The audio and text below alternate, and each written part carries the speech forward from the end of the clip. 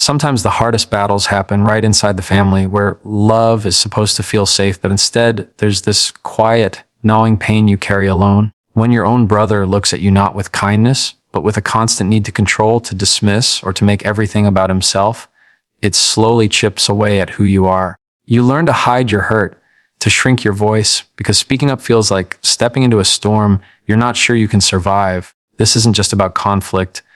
It's about the way a narcissistic brother can silently rewrite the story of your worth, leaving you questioning if you'll ever be seen or loved for who you truly are.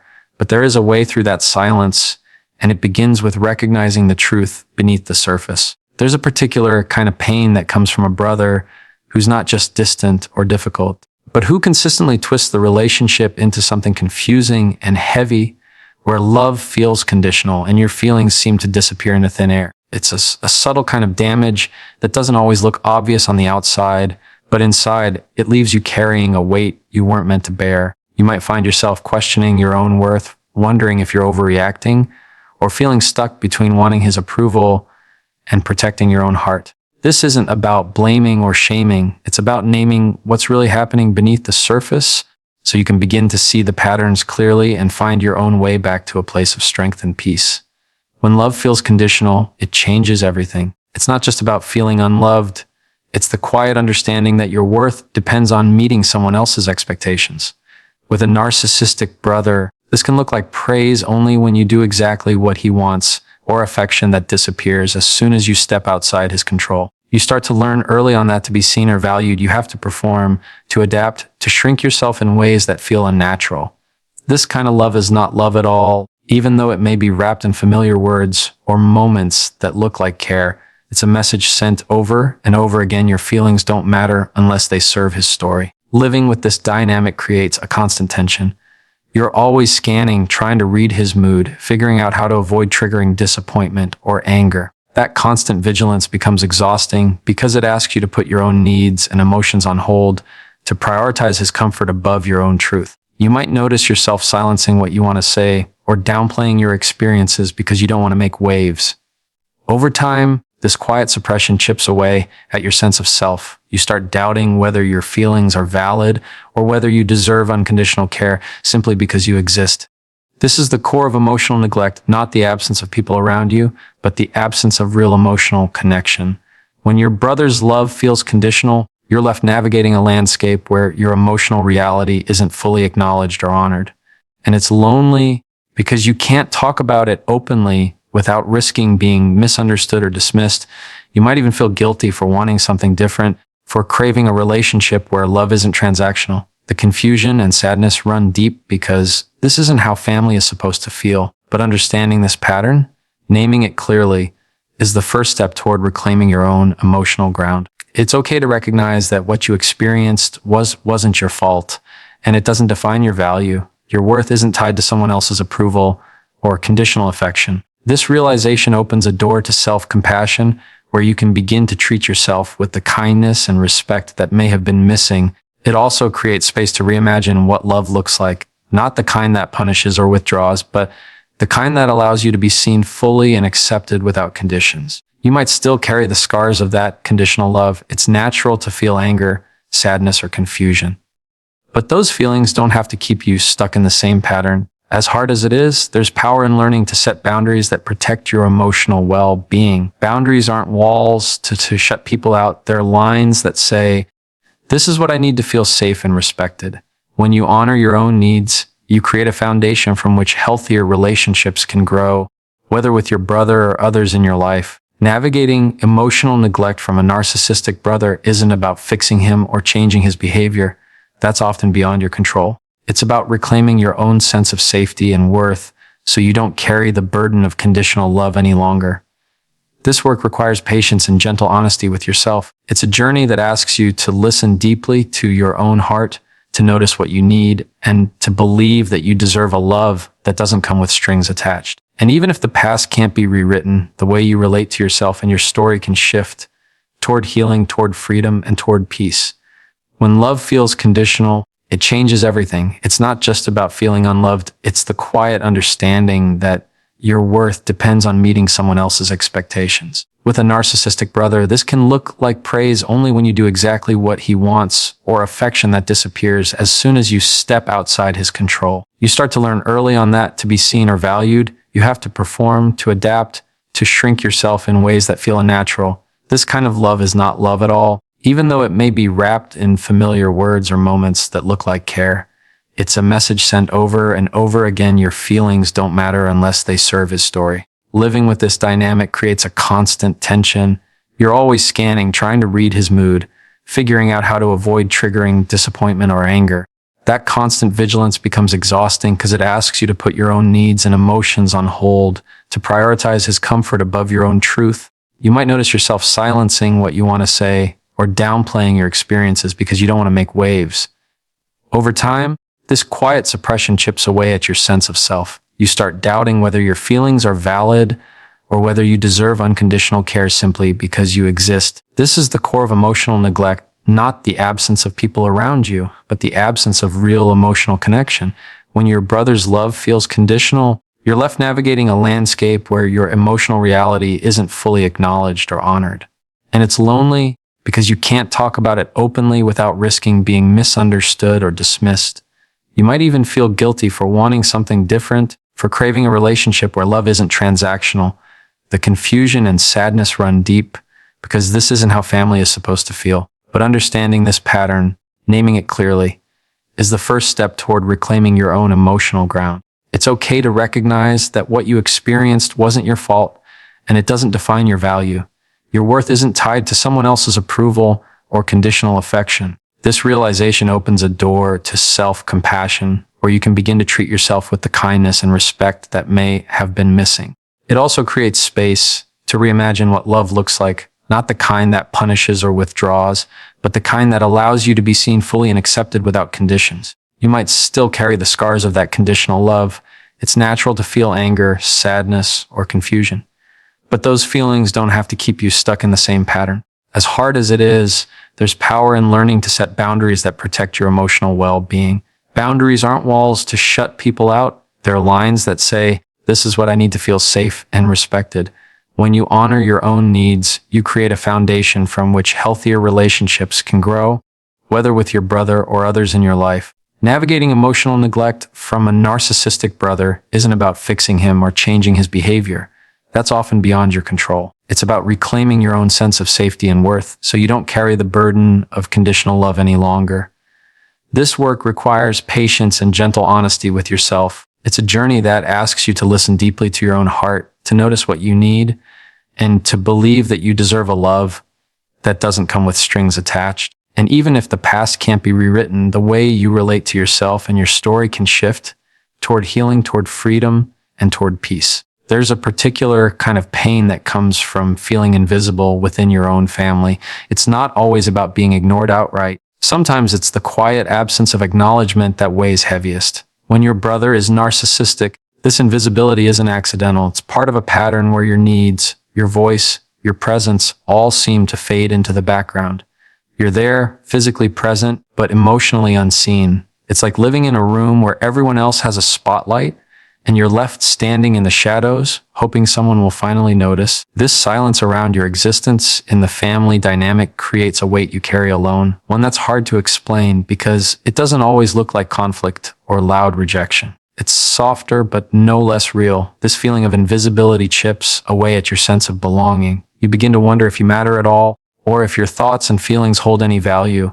Over time, it becomes exhausting, the constant effort to speak up or reach out only to be met with indifference or dismissal. You might start shrinking yourself, adjusting your behavior to avoid making waves, to blend in quietly so you won't be targeted or sidelined. But that quieting of your own self doesn't come without a cost. It leaves you disconnected from who you truly are, as if your identity has been quietly erased by the very people who should have loved you unconditionally. In families like this, emotional invisibility often feels like a kind of betrayal. There's an unspoken expectation that siblings should be your first allies, your safe place. When that's not the case, it can feel like a loss that's difficult to put into words. You're left holding space for grief, confusion, and sometimes anger, without a clear path to express those feelings openly. It's a loneliness that lives not in isolation, but but in the presence of others, the hardest kind of loneliness because it's wrapped in shared history and memories that should have been a source of comfort. The silence and invisibility can also distort how you see yourself. If you're consistently overlooked or minimized, you might start believing that your worth is limited or that your voice isn't important. That's a heavy burden, especially when it comes from someone who should have been a brother, someone who shares your family, your story. But this doesn't mean you are invisible. The truth is that your feelings, your experiences, and your identity deserve to be seen and honored. Recognizing this is a powerful step toward reclaiming your presence, your voice, and your place in the world. Healing from this kind of invisibility means learning to witness yourself with compassion and patience. It's about acknowledging the pain without letting it define you. You might find yourself practicing saying the things you wish someone else would say. I see you. You matter. Your feelings are valid. It's a quiet rebellion against the patterns that kept you in the shadows, a reclaiming of your light even when others fail to notice. This process can feel slow and sometimes fragile, but it's also profoundly freeing. You don't have to wait for your brother or your family to change in order to start feeling visible again. This is about building a new relationship with yourself, one where your presence is enough and your voice matters, whether or not others hear it. In that space, you can begin to build connections that reflect the respect and care you deserve. You can find people who hold space for your story without judgment or dismissal. And you can learn to stand in your own light, knowing that being seen starts from within. There's a heavy burden in living life tied to the need for your brother's approval, especially when that approval feels like something you're chasing, but never quite catching. When your brother is narcissistic, his approval often comes with strings attached, or it's withheld in ways that leave you feeling small, uncertain, and constantly second-guessing yourself. You might find yourself bending over backwards, changing who you are just to earn a nod, a smile, or a moment of recognition. It's exhausting because the standards keep shifting, and no matter how much you give, it rarely feels like enough. This need for approval becomes a silent contract you never agreed to, but one that shapes how you see yourself and your place in the family. What's really going on beneath this struggle is something deeper than just wanting someone's good opinion. It's about the longing to be seen, to matter, to belong. Your brother's approval feels like a doorway to that belonging, so it becomes a goal that seems to promise safety and connection. But the catch is that when you're constantly seeking his approval, you give away your power. You start to believe that his perception of you is the measure of your worth, which means your sense of self depends on something outside of you, something that's unreliable and often cruel. Over time, this dynamic can erode your confidence and make you feel trapped in a role that isn't truly yours. Breaking free from this need doesn't mean you stop caring about your brother or that you become cold or indifferent. It means recognizing that your value isn't tied to his approval and that your worth comes from within. This is a shift that happens slowly, and it requires you to be gentle with yourself. You might begin by noticing when you're changing your behavior just to avoid his criticism or to win his favor. This awareness isn't about blaming yourself. It's about understanding the pattern so you can start making different choices. It's the first step toward reclaiming your own identity, one that isn't shaped by the unpredictable approval of someone else. In this process, self-compassion plays a crucial role. You may have internalized messages that told you your natural self isn't enough, that you have to be different to be loved. That belief can feel deeply ingrained, but it's also untrue. You deserve to be accepted and loved exactly as you are, without having to meet impossible standards or perform for someone else's approval. Reminding yourself of this truth, especially when old doubts creep in, is a form of quiet courage. It's a way of standing up for yourself when the voices of judgment and rejection feel loud. Setting boundaries becomes part of this healing too. When you're caught in the cycle of seeking approval, boundaries can feel risky or even impossible. But learning to say no, to step back when interactions become damaging, and to protect your emotional space is essential. Boundaries are a way of telling yourself and others that your needs and feelings matter. They create the conditions for healthier relationships, and most importantly, they create space for you to breathe and be yourself without fear. Breaking free from the need for your brother's approval is not about changing him or forcing him to see you differently. It's about changing your relationship with yourself. It's about learning to trust your own worth and to find validation within your own heart. That kind of freedom doesn't erase the past, but it does give you the power to choose how you live going forward. It's an invitation to step into your own light and to live in a way that feels true and whole, regardless of whether his approval ever comes. When you're dealing with a narcissistic brother, one of the most confusing and painful experiences is the way he sends mixed messages, moments of warmth followed by coldness, kindness that suddenly turns into criticism, or promises that disappear without explanation. This kind of emotional push and pull can leave you feeling off balance, unsure of what to expect, and constantly questioning your own perception of reality. It's like trying to hold on to sand that slips through your fingers every time you think you've got a grasp on what's really happening.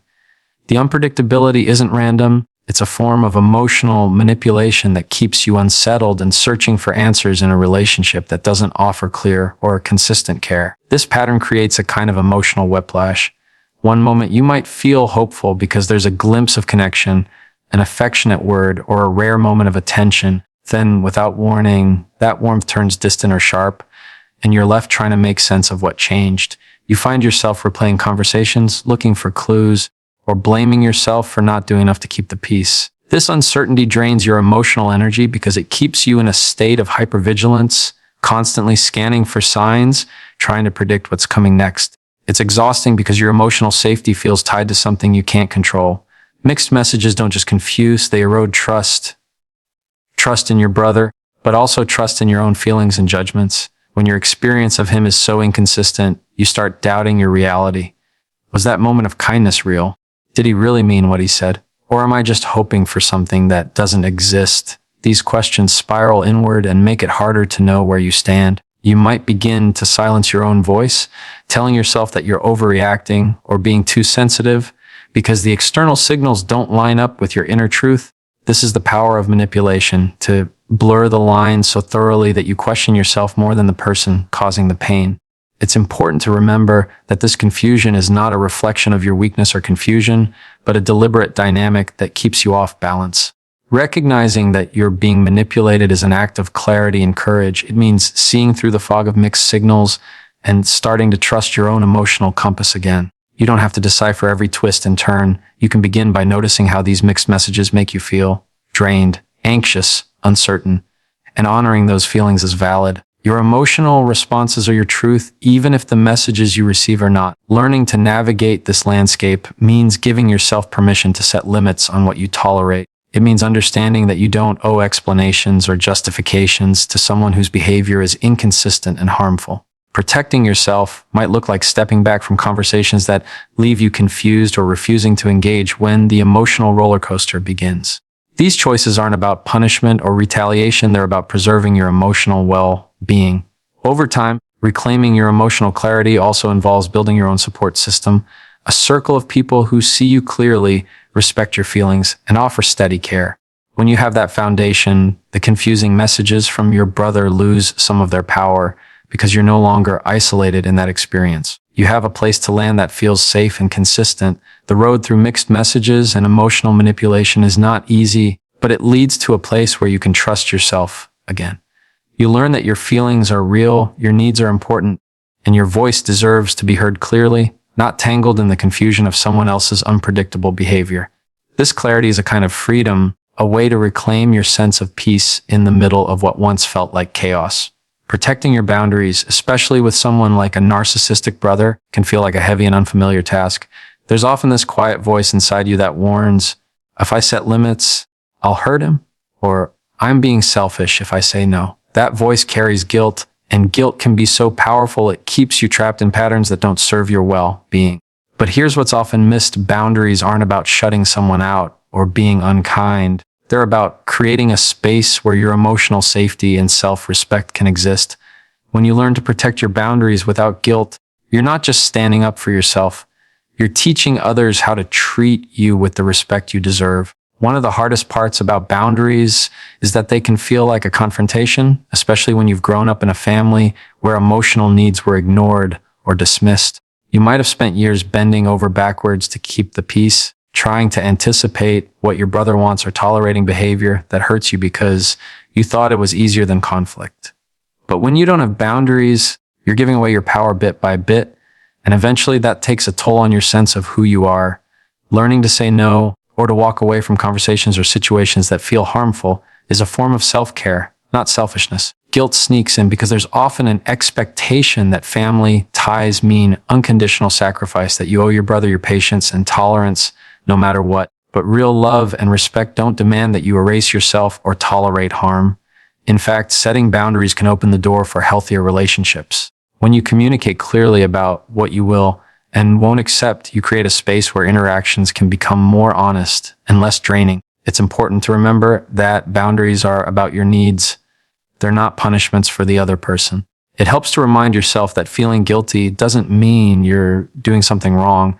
Guilt can be a leftover echo from patterns where your feelings were minimized or ignored. When you set a boundary and that guilt arises, acknowledge it, but don't let it control your choices. This takes practice and patience because the old beliefs about keeping peace at all costs don't just disappear overnight. Over time, as you hold firm to your boundaries, you begin to feel the relief of protecting your emotional space. That relief isn't a sign of weakness or selfishness. It's a sign of growth and self-respect. Sometimes, setting boundaries means facing resistance from your brother or even from others in the family who don't understand or agree with your limits. That can be painful, but it's also a necessary part of reclaiming your voice. You might find yourself explaining less and standing firmer, learning that you don't need to justify your needs to anyone. The people who truly care about you will respect your boundaries, even if it takes time.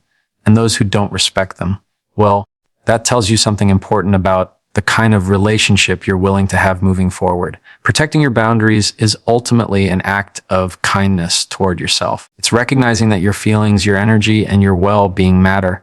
It's saying, I am worthy of respect and care, without apology. This isn't an easy path, especially when it involves family, but it's a vital step toward healing. When you protect your boundaries without guilt, you build a foundation of strength and clarity that lets you live more fully and authentically, free from the weight of constant compromise and unseen pain. Emotional gaslighting is one of the most damaging experiences you can face, especially when it comes from someone as close as a brother. It's not always easy to spot because it doesn't come with loud accusations or obvious cruelty. Instead, it's the subtle twisting of your reality. When your feelings are dismissed, your memories questioned, or your experiences minimized until you start doubting yourself. Over time, this steady undermining creates a shadow inside you where your self-worth begins to erode. You start wondering if you're too sensitive, if you're misremembering things, or if maybe the problem really is you. That kind of doubt is exhausting and isolating because it cuts to the core of who you believe you are. What makes gaslighting so painful is that it strikes at your sense of trust, not just in the other person, but in yourself. When your brother consistently tells you that your feelings don't matter or that you're overreacting, it's more than just words. It's a message that you're unreliable or unworthy. You begin to question your own judgment and struggle to separate your truth from the distorted version that's being handed to you. This can leave you feeling unmoored, like the ground beneath you is shifting and you're grasping for something solid to hold on to. That confusion doesn't come from weakness, it comes from the insidious nature of gaslighting itself. Living with this kind of manipulation can make it difficult to trust your instincts and emotions. You might find yourself constantly seeking validation from others or replaying interactions to figure out what you should have felt or said. The emotional toll is significant because your inner voice becomes cluttered with doubt and self-criticism. This doesn't just affect how you see your brother or your family, it shapes how you see yourself. When your reality is questioned enough, your sense of self-worth starts to shrink, making it harder to stand up for your needs or believe you deserve respect. Breaking free from the impact of emotional gaslighting requires patience and gentle self-reconnection.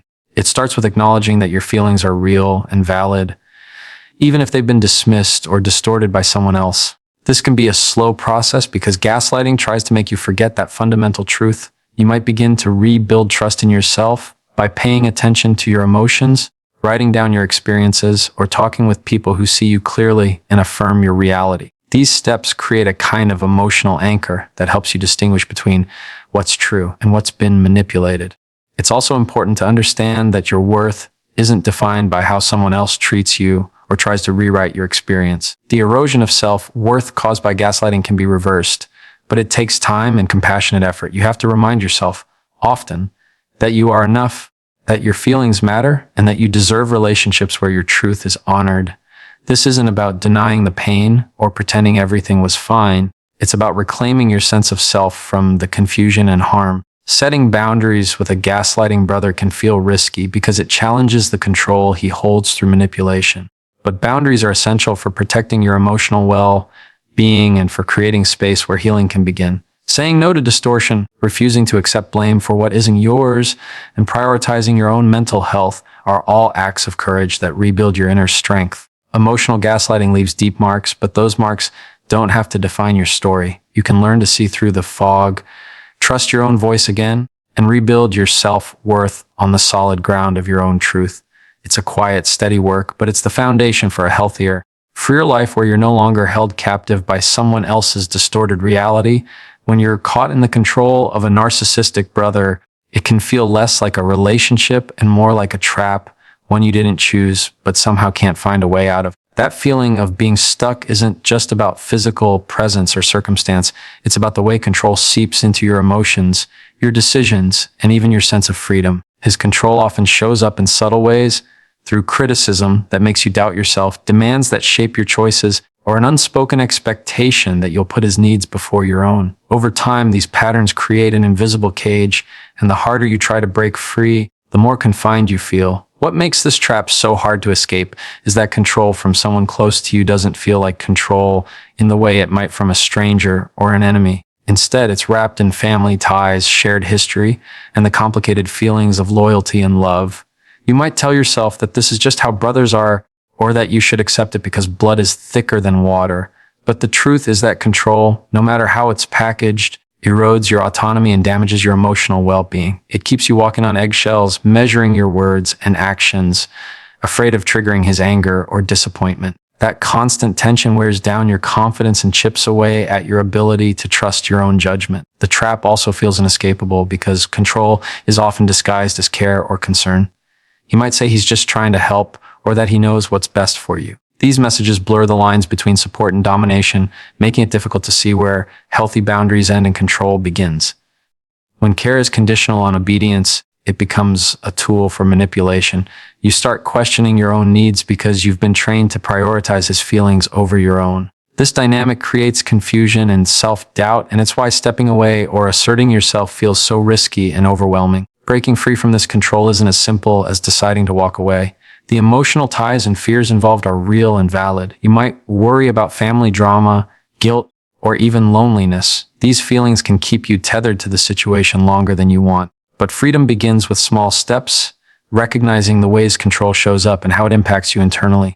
It's about naming the pattern so it loses some of its power and starting to reclaim your voice, even if only in small ways at first. Learning to protect your own boundaries within this dynamic is a form of resistance and self-care.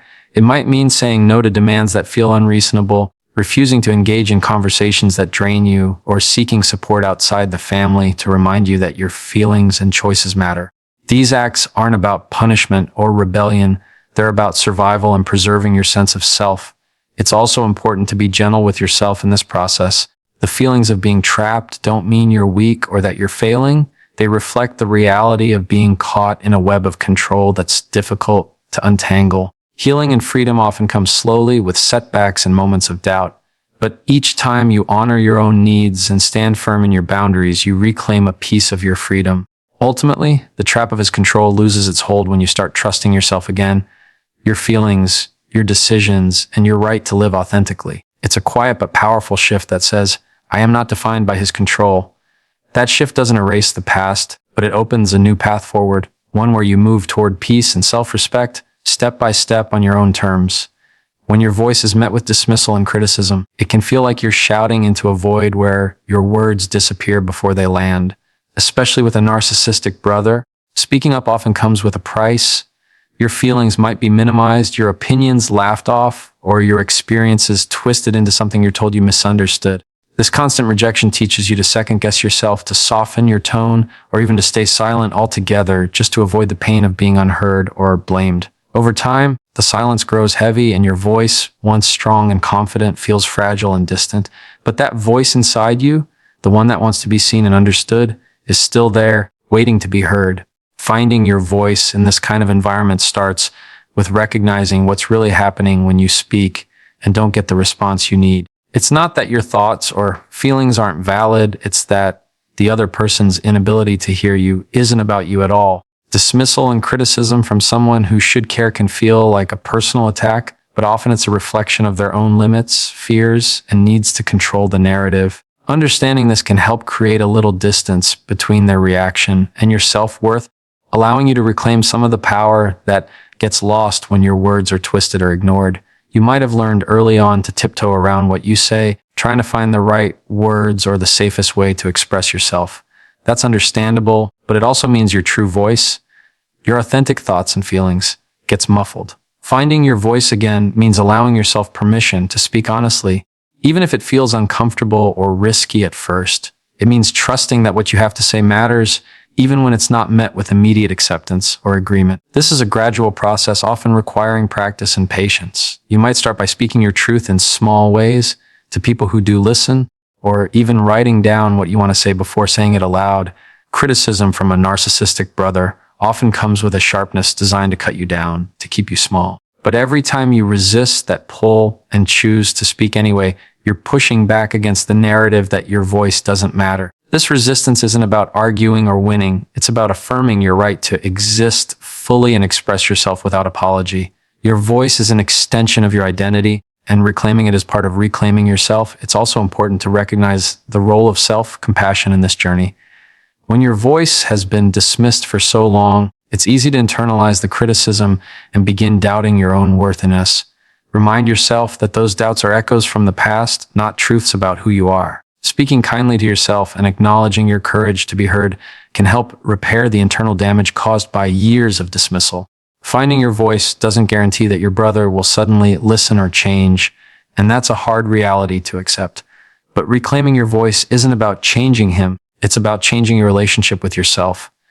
It's about creating a space where you feel safe to express your truth and honoring that part of you, regardless of how others respond. Over time, as you practice this, your voice grows stronger and clearer, and the silence that once weighed on you begins to lift. In the end, your voice is a vital part of your freedom. It's the way you show up in the world and the foundation for relationships built on honesty and respect. Finding it again after years of dismissal and criticism is not just a healing act. It's a declaration that you are here, you matter, and you will no longer be silenced.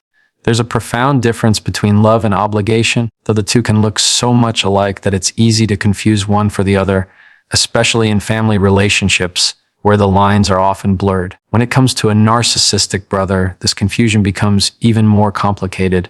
You might find yourself caught in a cycle of feeling responsible for his happiness, constantly trying to meet his needs, or sacrificing your own feelings because you think that's what love demands. But that feeling of obligation, the sense that you have to give endlessly just to keep peace or avoid conflict, isn't love.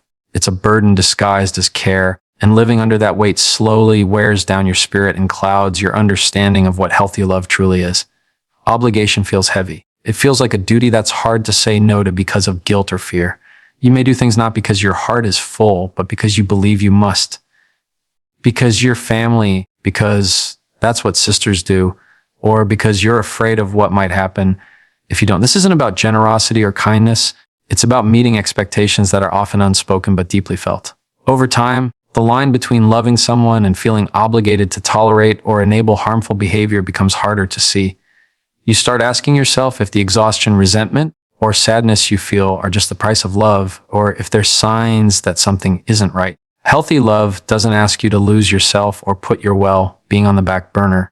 It doesn't require you to sacrifice your needs endlessly or accept treatment that diminishes you. Love nurtures, respects, and supports growth. It creates space for both people to be who they are without fear of rejection or punishment. When love becomes obligation, it no longer nourishes but drains. The connection feels less like a mutual bond and more like a chain.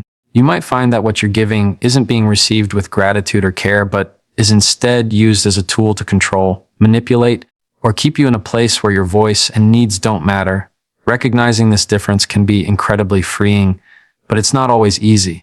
It means slowing down enough to listen to your own feelings beneath the noise of family expectations and long-standing patterns.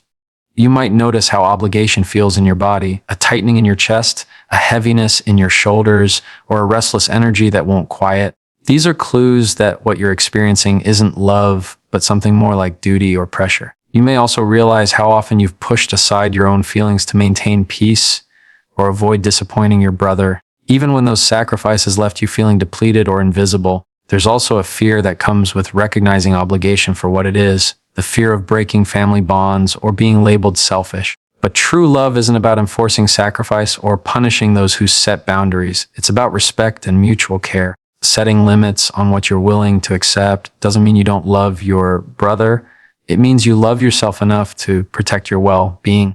This is a form of love that includes honesty. Even when it's hard, it's about choosing connection that feels nourishing rather than draining, even if that means stepping back or redefining the relationship. In many families, especially where narcissism is present, obligation is a powerful force because it's tied to control. Your brother might expect you to comply with his wishes or tolerate his behavior simply because you're family. This expectation often comes without gratitude or acknowledgement and can leave you feeling trapped in a role that doesn't fit who you really are. When you start to see this for what it is, you begin to understand that love isn't conditional on your submission or sacrifice. It's not something you earn by fulfilling endless obligations. It's something that exists naturally and freely without strings attached. Learning to separate love from obligation is also about reclaiming your own needs and voice in the relationship. It invites you to ask yourself what you truly want and need from your brother rather than what you've been told you should provide. You might find that love looks like honesty and respect, not silence and compliance. It might mean saying no when something feels harmful or speaking up when your feelings are dismissed. These choices aren't acts of rebellion. They're acts of self-respect and clarity.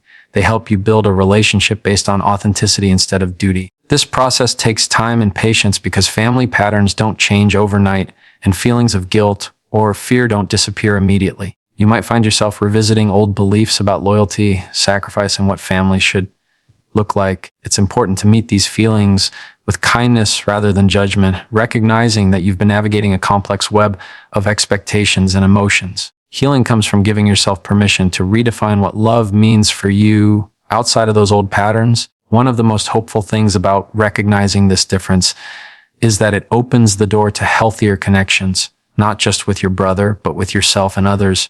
When you understand that love is about mutual care and respect, you start to seek and create relationships where your worth isn't tied to what you can do for others, but simply because you are who you are. You begin to build a life where you're not weighed down by obligation, but lifted by genuine connection. At the heart of this understanding is a simple but profound truth. Love frees you, obligation confines you. When love becomes a chain, it's time to step back and ask what you need to feel safe, seen, and respected. That's not betrayal or selfishness, it's self-preservation and wisdom.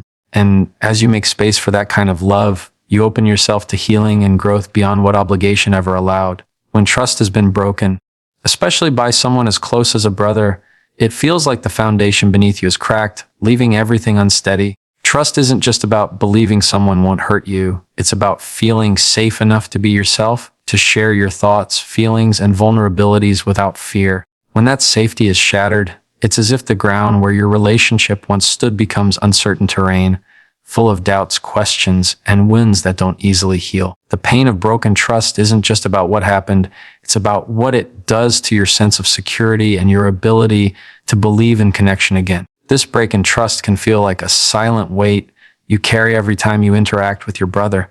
You might find yourself bracing for disappointment or betrayal, even when you hope for something different. The hesitation, the guardedness, these are natural responses to having been hurt. But they can also become barriers that keep you from experiencing peace. The longing for peace is there, a deep desire to feel calm and steady inside, but it seems just out of reach when your heart is tangled with suspicion and pain. That tension between wanting peace and feeling stuck in broken trust is one of the most difficult places to be. It's important to acknowledge that reclaiming peace after trust is broken doesn't mean forcing yourself to forgive before you're ready or pretending the hurt didn't happen. Forgiveness is a process, not a requirement, and rushing it can often do more harm than good. Reclaiming peace begins with recognizing and honoring your pain. It means allowing yourself to feel the anger, sadness, or disappointment without pushing those feelings away or judging yourself for having them. These emotions are real, and they carry messages about your needs and boundaries that deserve to be heard. In many cases, broken trust doesn't come from a single moment, but from a pattern, consistent behaviors that erode your sense of safety over time. With a narcissistic brother, this might look like repeated dismissals of your feelings, betrayals of confidence, or manipulations that leave you doubting your own reality. These patterns leave you wondering if you can ever trust him again, or if the relationship is safe enough to keep. The uncertainty can feel overwhelming, but it also invites a deeper look at what trust means to you now, and what you need to feel secure going forward. Reclaiming peace often requires setting boundaries, not as a way to punish or cut off your brother, but as a way to protect yourself while you heal. Boundaries create a container where your emotional well-being can be honored. They might look like limiting the topics you discuss, reducing contact, or clearly stating what behaviors you won't accept. These boundaries aren't walls that shut love out. They are guardrails that help keep you safe while you navigate difficult emotions. They give you the space to breathe and to rebuild your sense of self apart from the hurt. Trust, once broken, can sometimes be rebuilt, but only with time, consistency, and real change. It requires both people to show up with honesty and respect, and that's not always possible, especially when dealing with someone who has narcissistic tendencies.